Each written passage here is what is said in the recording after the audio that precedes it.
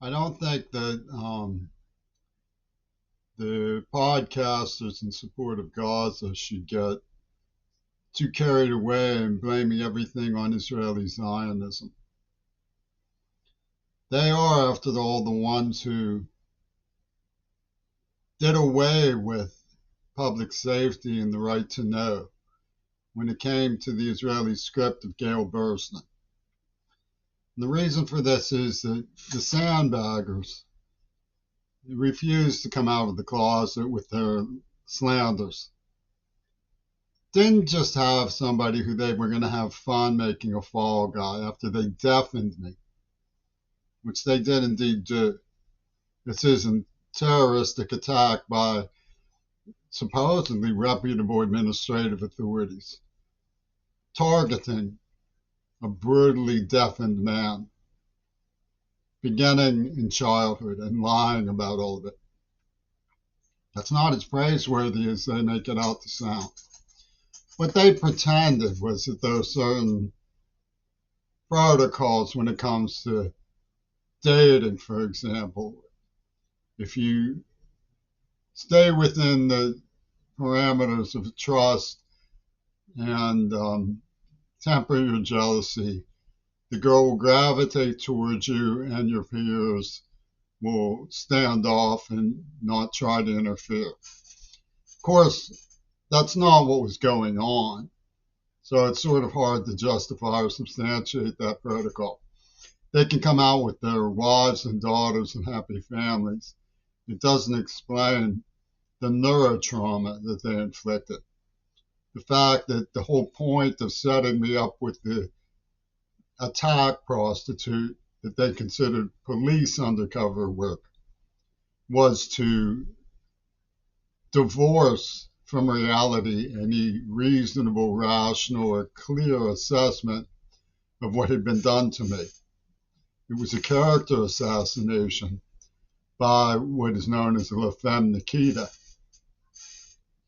an undercover assassin willing to sleep with her prey. This is an extremely troubling form of domestic terror through organized crime. And yet, all of the podcasters for Gaza were in on it. They all substantiated it. They all justified it. You can't find one of them that's innocent of it, not one of them.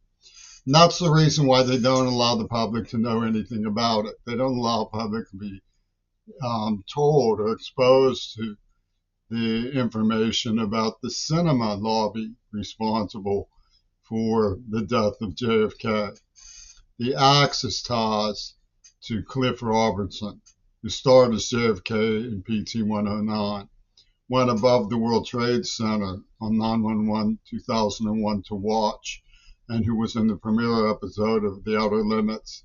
Remember that old refrain, we now take control of your television set, which was delayed for Kennedy's state funeral.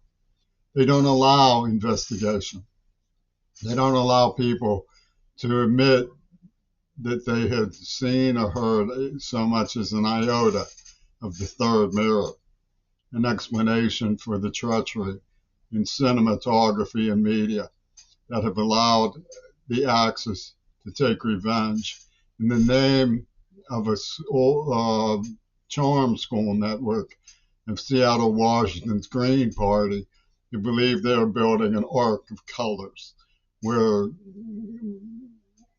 liberation for tokens is the survival group. It's a cool genocide lobby. How many of these people want to be identified with a cool genocide?